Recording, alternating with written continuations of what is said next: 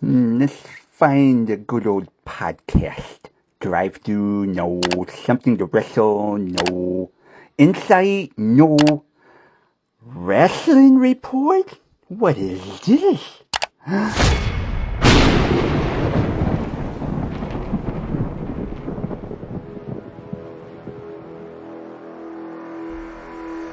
Hello, I would like to take you on a journey into the world of professional wrestling. This is the Rasslin Report.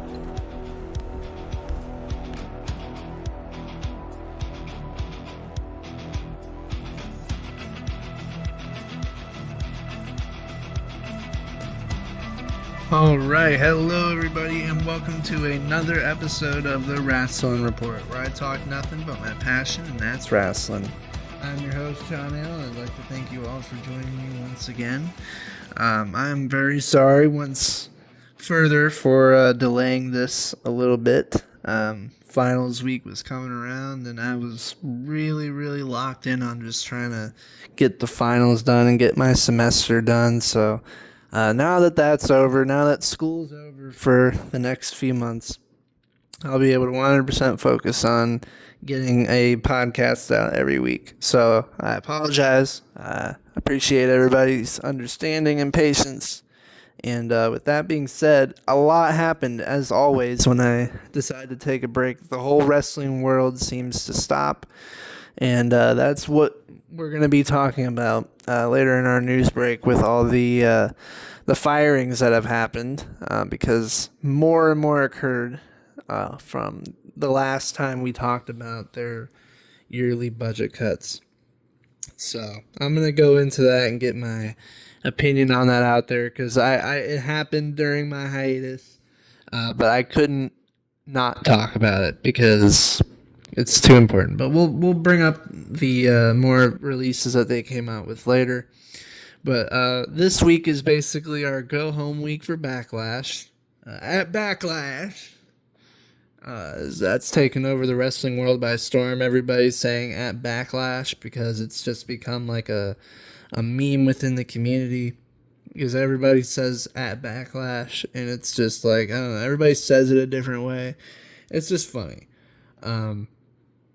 So this is our go-home week to Backlash.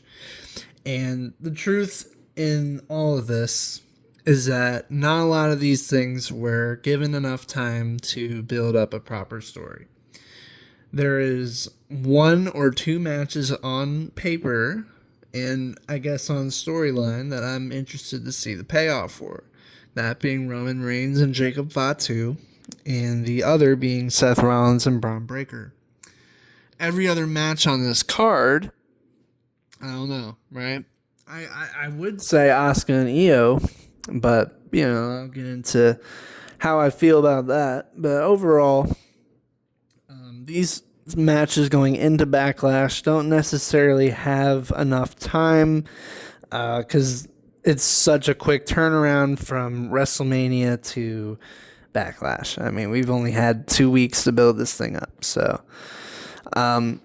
It's a continuation of WrestleMania. That's how they've always kind of booked it to be.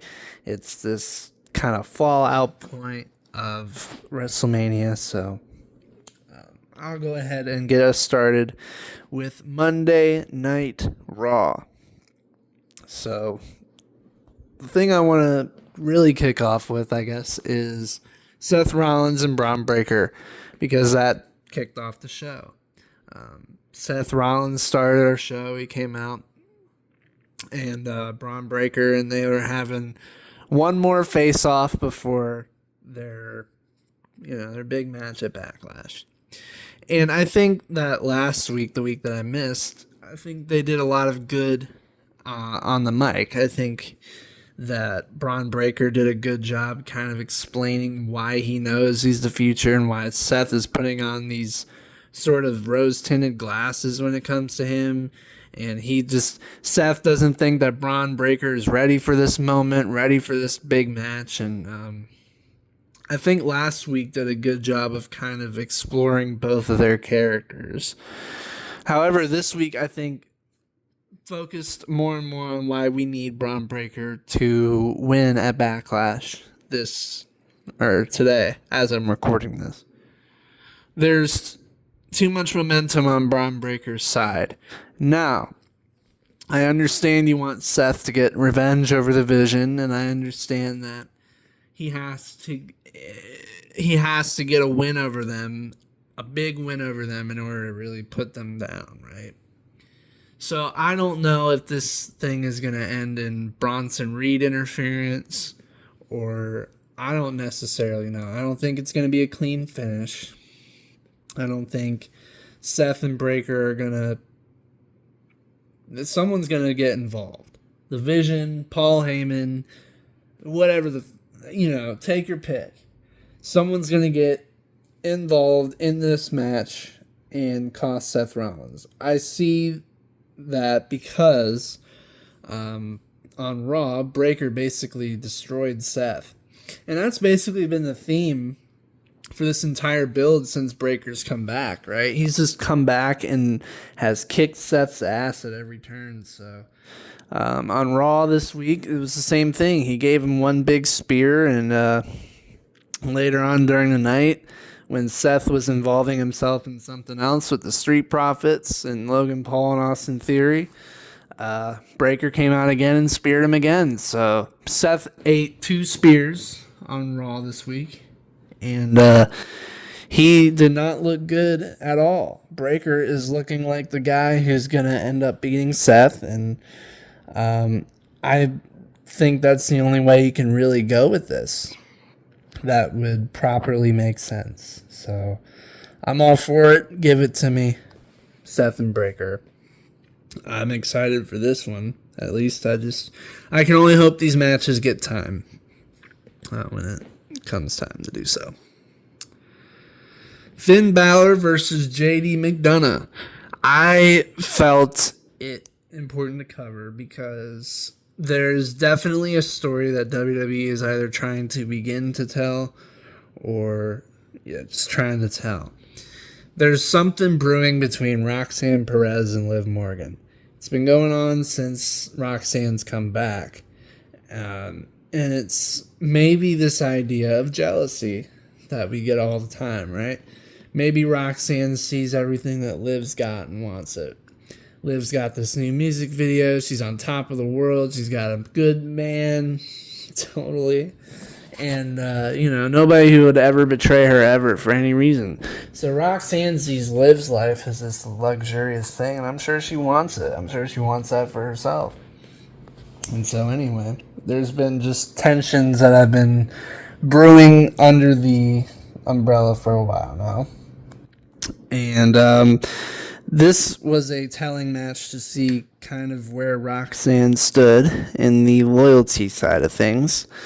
And so during the course of this match, which was pretty good, Finn Balor ended up getting hit with a hammer by Roxanne. And so Roxanne ultimately ended up showing her allegiance towards the Judgment Day, despite Finn Balor the last few weeks trying to get her away from the Judgment Day because he's been recently betrayed by them, and he's just trying to get Roxanne out of there too, and he knows how they can be. So it's a cycle of betrayal. Finn Balor betrayed Damian Priest, who then betrayed Edge, and so it's a cycle of betrayal. Who's going to betray Liv Morgan? Who's next, right? Finn Balor was just the latest to be betrayed. Right? Dominic could be betrayed. Liv could be betrayed. It's just a matter of time. Judgment Day has had people betraying within the group since the beginning. So, I don't blame anybody for trying to get the hell out of there. But overall, I don't know what will happen, but Holy Judgment Day Turmoil is back. We don't really know. Roxanne Perez, I have a feeling, could be going babyface soon, or Raquel Rodriguez. I don't know. I used to think Raquel was gonna be the one to do this a few months ago, but I don't really know where we are anymore. So, Holy Judgment Day Turmoil. That's all I can say to that. And then we got Sol Ruka, baby. Sol Ruka. She debuted, and I'll tell you what, guys, I love Sol Ruca. She just makes me so happy. She's so good in the ring. She's super funny. She's a great promo. She's the future. She's gonna be a star. Can the theme maybe be a little different? I don't know. I do like the surfer vibe she goes for. I love it. I just love Sol Ruca. She's great. And so Becky Lynch was out there talking to Adam Pearce about who she can fight next for her women's Intercontinental Championship, because she's the man and everything, and she's trying to get new, fresh, exciting competition. That's what Becky said.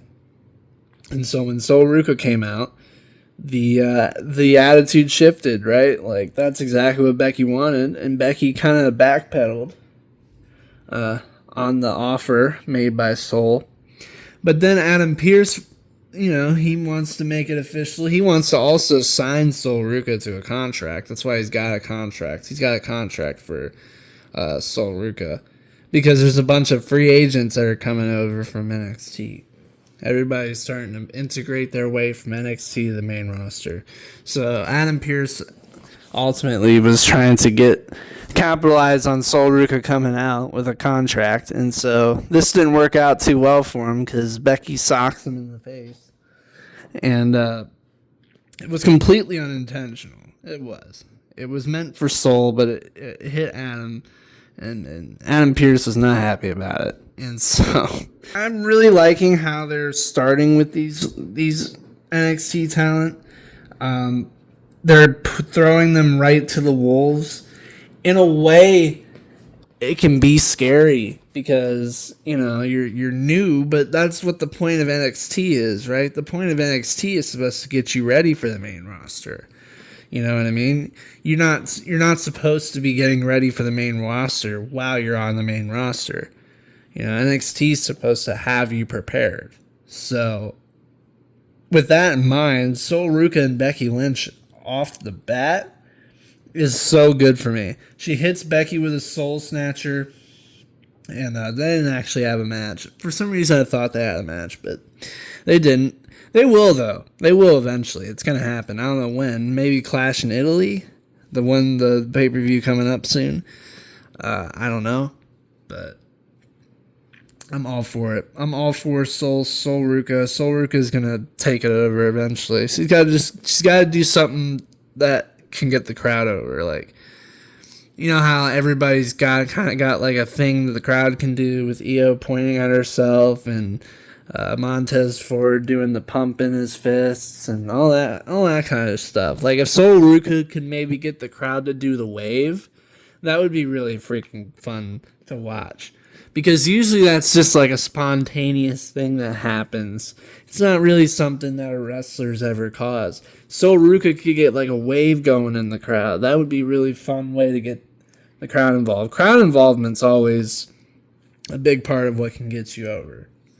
If you look at Jay doing his eating. So, ultimately, she's got to find something, because that girl's going to be a star. They got to get her something to get the ball rolling on that as soon as possible. And then the main event of Raw, Roman Reigns and Jacob Fatu in their contract signing. This thing was really, really, really good, because last week on Raw, the week before, Jacob Fatu brought out a forbidden move, or a move that is hardly seen in professional wrestling anymore due to the violent nature of it, and that is the Tongan Death Grip. I mean, he had his fingers on the throat of Roman, on the Adam's apples, Adam Cole, baby. No, I'm not Michael Cole. Michael Cole was talking about Adam's apple, how he goes after the Adam's apple when you hit the Tongan Death Grip. And so Roman Reigns is not happy with his cousin after being hit with this death grip and almost choking to death last week.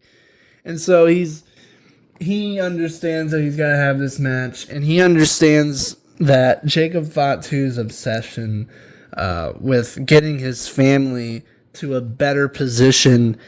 It's kind of scary, though, right? Like, not only does Roman Reigns acknowledge that Jacob Fatu is literally willing to do anything to get his, the Usos acknowledge it, Solo acknowledges it, everybody acknowledges what Jacob Fatu is trying to do here.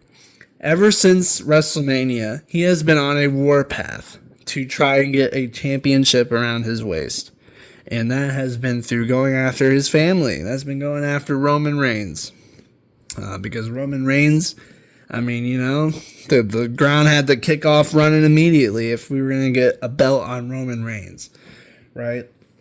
This is a perfect first feud for Roman as it is for Jacob.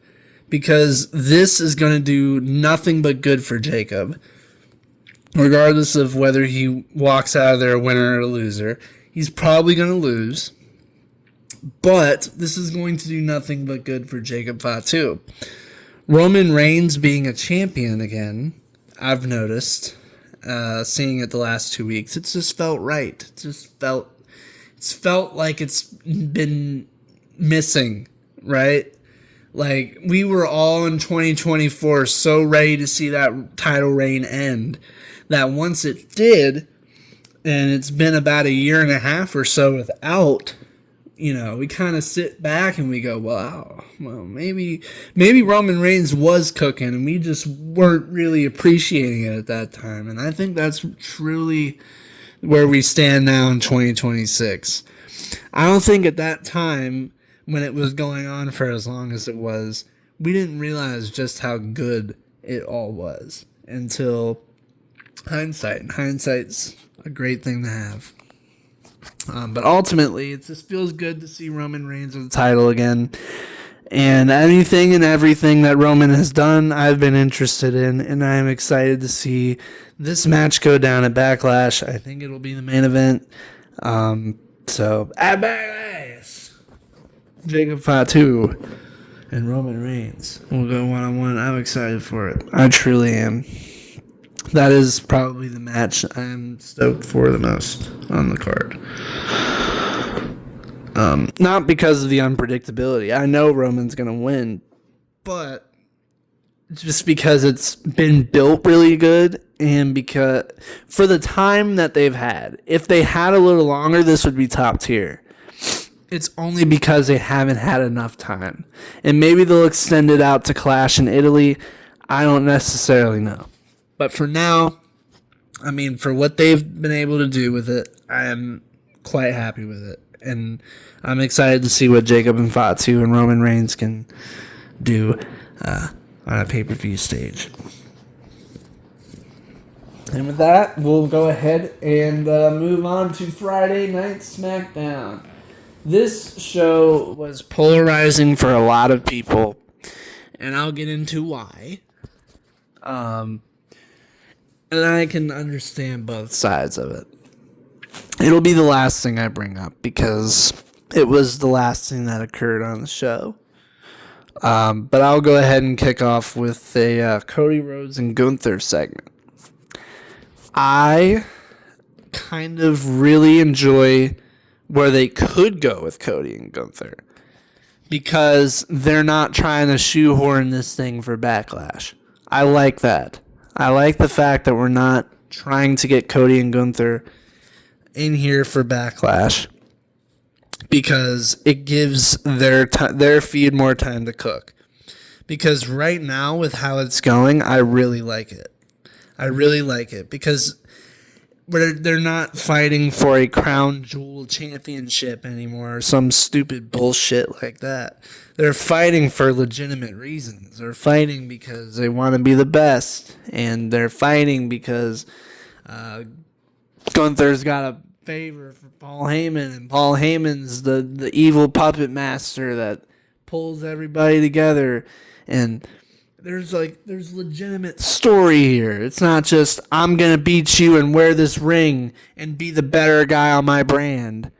You know, it's about being the man in the company, and it's about how effectively can I use Paul Heyman, I guess. But I do like the fact that we're not having this for Backlash. That way it's got more time to build.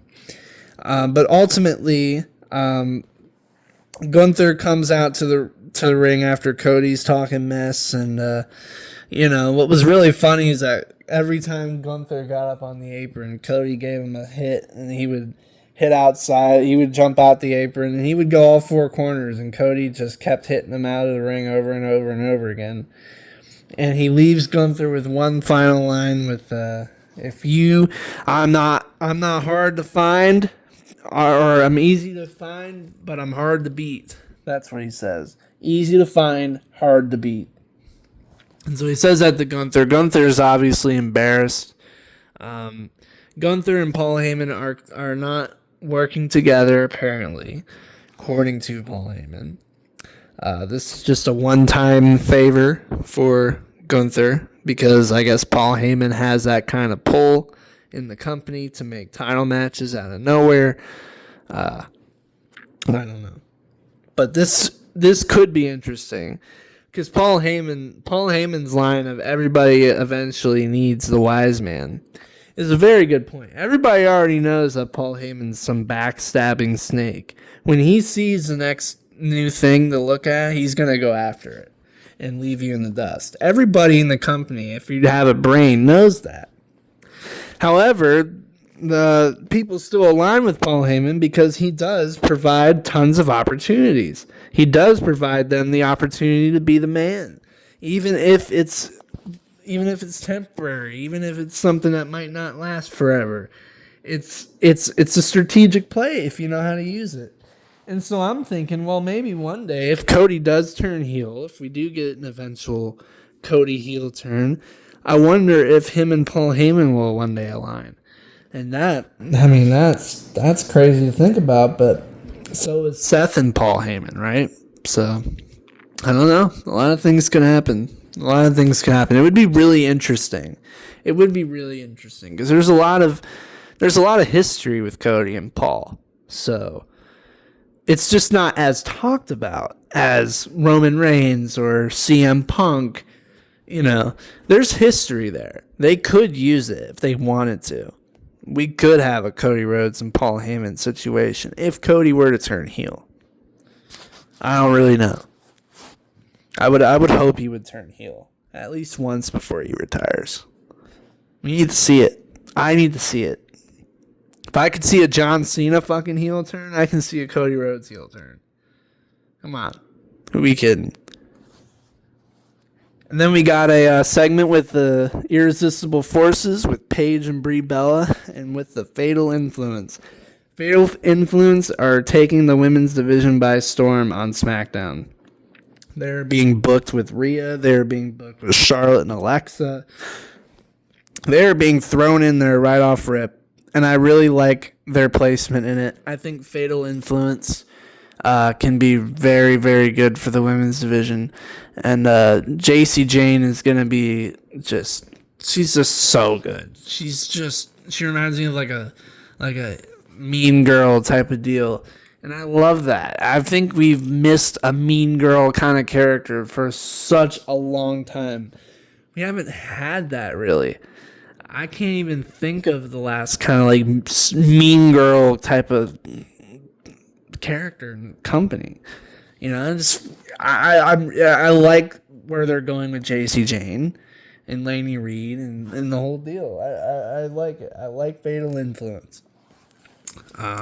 I'll get into a little bit into what could have happened with Paige in this little scuffle between these three teams, because there's a similar culprit responsible potentially, but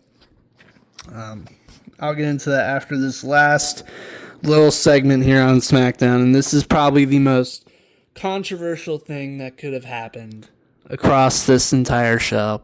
They were teasing it the entire show. Little AI segments, because the company has been drilled out the asshole for using AI. And so we had ourselves a little funeral to close off SmackDown, because the week of which I missed, Sami Zayn attacked Gingerbread Man, or maybe it was 2 weeks ago. Maybe I did cover that. But Sami Zayn ended up destroying Trick Williams, Gingerbread Man, the one thing that was being used in this feud for weeks, being used to describe Sami Zayn, just some guy in a gingerbread suit, and it's been so entertaining. It's been so funny. And this was kind of the blow off for all of this. So, Sami Zayn attacked the Gingerbread Man. 2 weeks later, I guess 2 weeks later, there's a funeral now for the Gingerbread Man, and so there's literally a casket out there. They throw the Gingerbread Man in some of WWE's greatest moments. I'll get into my opinion on the segment, but Trick comes out, and he's got this cup, and he's sitting on the apron. He just pours milk out. He pours one out for the Gingerbread Man. And so he's delivering this eulogy, and this choir's singing off key. It's just so stupid. It's so ridiculous. And Sami Zayn comes out. And Sami Zayn is like all of us. We're like collectively losing our mind as this is going on. Sami's like, we've been hyping up the show all night for a damn Gingerbread Man funeral. This is what we've been doing. Trick, you want me to believe that you're going to be some sort of future star where you're doing some crap like this. I mean, Sami Zayn's kind of being the heel in this feud. Not kind of. He is being the heel in this feud. I think WWE's kind of trying to tell it that way. I think WWE's trying to make it seem like, hey, Sami Zayn's kind of being a jerk about this. Trick's just trying to play a joke, and you're beating the hell up out of a Gingerbread Man. I don't know. Sami's just losing his mind with this stuff. He's so done with this stuff. He wants it to end. And, the crowd's not a fan of Sami Zayn right now. And I like the fact that Sami's starting to capitalize on it. I think that's important. But what made this important, ultimately, was that Sami Zayn and Trick Williams had themselves a little scuffle. It eventually got to a point where hands were being thrown. They're about to be thrown. And Sami was holding up the United States Championship over a fallen Trick Williams. Somebody rises from the dead. Like Undertaker, it's the Gingerbread Man. And he turns around and he looks at Sami Zayn. And Sami Zayn doesn't even see this happen. The crowd is loving this stuff. And so we find out that Lil Yachty was under the gingerbread mask the whole time. And he proceeds to beat the hell out of Sami Zayn with the candy cane. And him and Trick Willie will stand victorious at the end of the night. This was also something that I heard over the week that I was gone, and that's that Lil Yachty will be more than likely on television more and more for the foreseeable future. It seems like Lil Yachty's all in on WWE, at least for the moment. And I'm for it. He hasn't done anything to offend me at all. He's been a great manager. He's done everything good. He's done everything right. I don't think there's been anything wrong with what Lil Yachty's put out there. I think he's helped Trick Williams. I think he's helped this storyline. I think he's entertaining. I can get over the voice. I can get over his voice. Oh, Kermit the Frog here. But, we all got a voice. I got a voice. So, who gives a shit? Ultimately, this was really well made. A lot of people don't like it. This has been compared to the dog food segment back in 2019, or the This Is Your Life segment with Bayley and Alexa Bliss, or the Sami Zayn and Bobby Lashley's sister segment, and it's nowhere near those, right? It's not. Because there's genuine talent in the ring. Trick Williams is a stud. I'm not saying Bobby Lashley isn't. I'm not. Bobby Lashley's a freak. And his stuff with the Hurt Business, and his stuff back in ECW, and his stuff with Kane or with Brock Lesnar. I mean, I loved that stuff. I did. I do like Bobby Lashley. I respect Bobby Lashley.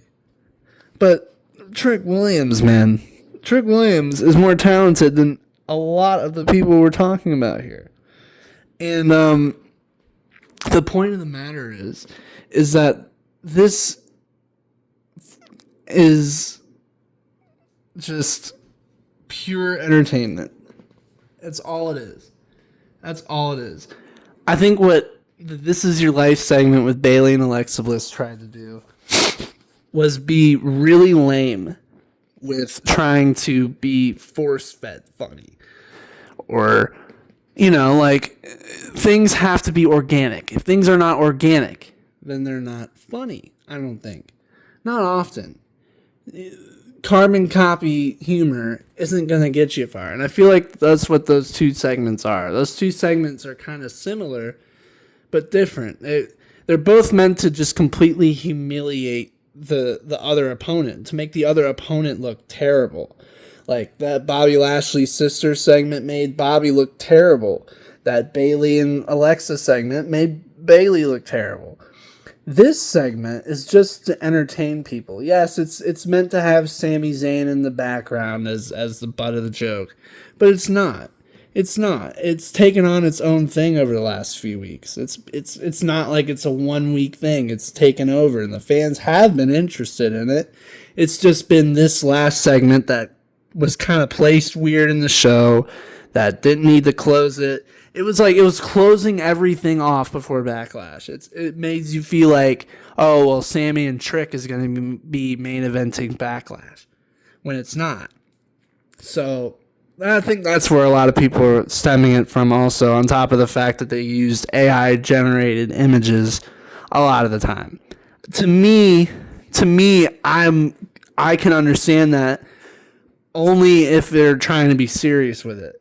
They were obviously trying to make a joke out of this whole thing, and so that's AI is going to be a part of it. But if they're legitimately trying to like sell WrestleMania and make AI generated content, that's one thing. I don't know. I ultimately enjoyed the content that they put out there. I was entertained by what I saw.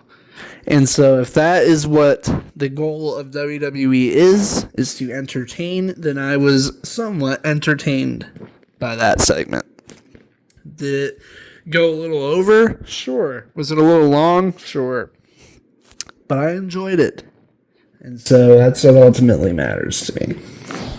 It's not even comparable to the It's Your Life segment or it's Bobby Lashley's sisters.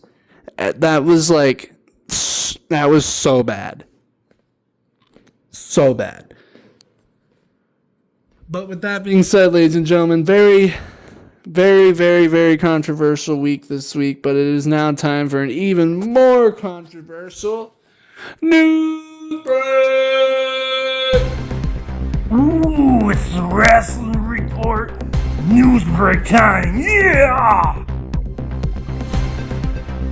Alright, so where do I even begin? I don't even know where I'd even want to start. We'll start with a post-mortem. We're going to go ahead and pay our respects towards Ted Turner, longtime owner of Cartoon Network, longtime founder of CNN, but also, when it comes to wrestling, the more specific, he helped create WCW, and if it weren't for Ted Turner's involvement in getting WCW and helping kind of start the Monday Night Wars back in the 90s with Raw, we wouldn't have maybe had wrestling to the level of which it is at today on a worldwide scale. So while Ted Turner isn't a WWE legend or a AEW legend or a New Japan legend. He is a professional wrestling legend. He is somebody who is heavily responsible for professional wrestling being changed and transformed over the years. So he deserves all the respect in the world. WWE did give him a tribute on SmackDown on Friday before the show started. I was wondering if they were going to because of the whole WCW thing, but I mean, you have to acknowledge the greats in wrestling when it comes to these moments, when it comes to inspirational, influential figures in the game. So, rest in peace to Ted Turner, 100%. We've heard for weeks that Naraku, formerly known as Evil on the independent scene, was going to come to the WWE. This guy is heavily known for his work in Japan, but I'm excited really to see what he can do in the WWE. And the reason for this is I'm looking it up right now, but I think he's in a relationship with Io Sky. I think. And because of them being in a relationship, I think that's kind of how this ended up coming together. Maybe he moved down here to get closer. I'm not sure about that whole situation. But I'm excited to see. I checked out his vignette in NXT. I'm really excited to see what this guy can do in the WWE. Because he looks intimidating. His gear looks great. Like there's something there. I just gotta see it in ring and on a promo or something. So I'm excited. He's supposed to debut this week on NXT on Tuesday, so that'll be exciting. I'm all here for it. All here for it. And now we're probably going to get into the more controversial parts of this news break segment. And that is the New Day firing. All right. So this happened about a week ago. So I am a little late to the party. But I feel like I had to bring this up because it's still being talked about. Because it's important, I think, to talk about. When the WWE formed the New Day back in 14 or 15, they had no direction. Woods had no direction. Big E had no direction. Kofi Kingston had no direction. All three of those guys were going nowhere.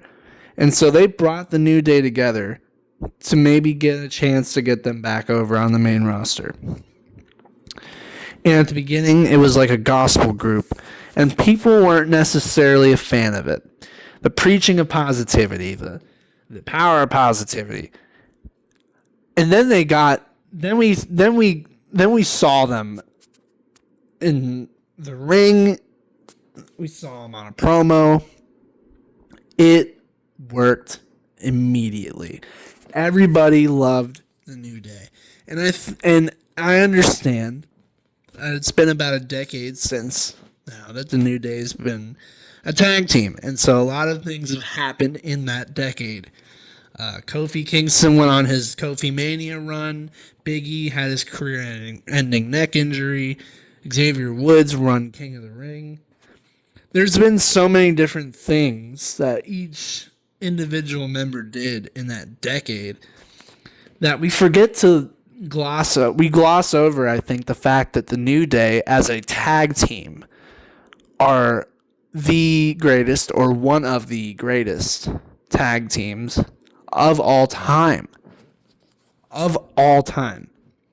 I don't know how many tag team title reigns they exactly have. I'm going to look it up right now. But I know it's up there, and I know it's long-lasting. Because they've been in this company for so long, and they've been in high-profile feuds with the Usos for so long. They've been in high-profile feuds with basically any major tag team you can think of over the last decade. They've won how many? 13 title reigns. 13 title reigns.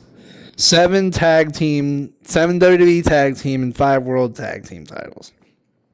I mean, one of the greatest tag teams of all time. So I don't understand why they were fired. I've heard the rumors that they chose to leave themselves. And that would be fine, that'd be understandable, that'd be respectable. Only if there wasn't some bullshit going on behind the scenes. There's also been reports that WWE has been taking massive pay cuts in order to afford all the advertisements they like to shoehorn into their shows every week. And so because of that, multiple talent have had to take a pay cut. Some have not. And New Day, being a veteran presence in that locker room, being one of the greatest tag teams of all time, weren't going to take a pay cut. And I don't blame them at all. They knew their worth, and they left. And so this is one of those moments where I really question WWE. And usually I like to be as positive as I can be because there's always room for improvement. But I genuinely cannot understand why they would let New Day walk. Especially when they had this major great storyline with them last year where they had big beef with each other that was brewing for weeks and you didn't know if it was going to blow up or not. And then Big E comes back and gives us a hint or a hope that maybe one day he could be cleared to wrestle by even just being involved in this, and the New Day turning heel on Big E. And they just did nothing after that with the New Day. They did nothing with them. They would be in matches. They did win tag titles, but there was nothing to it. They just floated on the main roster for a year. After that heel turn, there was nothing they did with them after that. And that genuinely infuriates me. Because Kofi Kingston and Xavier Woods deserve so much better than that. They do. They do, especially Kofi Kingston. I mean, did we just forget about Kofi Mania? How are they going to dare bring up Kofi Mania again after this? Oh, yeah, remember when Kofi won the WWE title back in 2019? Oh, what a great moment. Too bad he's not here anymore. I mean, how can you justify? You cannot justify these decisions, brother. I can't justify that decision. I can't justify you firing New Day. Sure, you can even, hell, I'd even hear you out if you were to tell me about Kairi Sane. But there's no reason why the New Day should be fired over other tag teams that have not done anything. Over B-Fab, over Meech. Don't even get me started on B-Fab because I don't want to be mean. But the point is, they are too talented of a tag team to be cut and released. There's too much there. There's too much history. There's too much greatness. I just don't get it. I don't get it. I do not get it. Whew. All right, rant's over, baby. And we're going to go on to the last story of the night, the last story of the week, which comes out of Paige. Apparently during the scuffle with the Irresistible Forces and Paige and Brie Bella, Nia clocked Paige with the microphone, resulting in her head being busted open, and it was visibly bloody.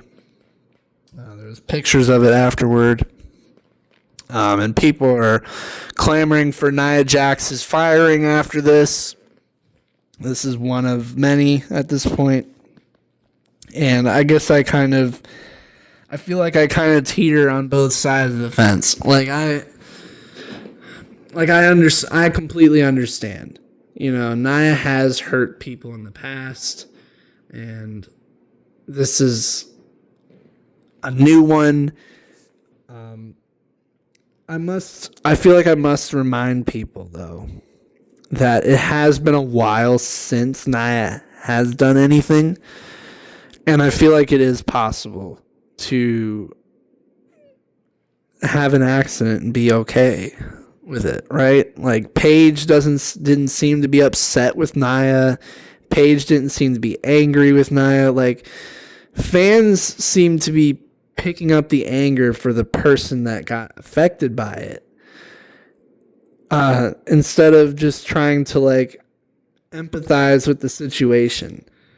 I understand that nobody wants to see anybody get hurt. I don't want to see anybody get hurt, and when somebody does get hurt, it sucks. But I don't try to blame one person for what happened. Because ultimately, it's not something that anybody planned on, and it's ultimately something that if Paige were upset about it, if more and more people were upset about it, then it'd be one thing. But I feel like if Paige isn't upset about it, if even the situation with Kyrie, if Kyrie wasn't upset about it, or if Kyrie wasn't mad about it, I don't know. I get it. Okay, I can understand Nia can be a little reckless. We've seen things happen before. But she's not trying to hurt anybody. And it's just like internet toxicity. It's just people calling for her to get fired. I'm not wanting anybody to be fired. It's just I don't know. It's a freak situation. I hope that they've talked about it, and I'm sure they have, right? And I don't know. It's really out of our business anyway. It's not anything we can really control. So anyway, with that being said, ladies and gentlemen, I'm probably going to leave that one off here. I'd like to thank you all very much for joining me again. I'd like to apologize for missing a week. I will be more active. Get ready for Backlash, baby. Woo!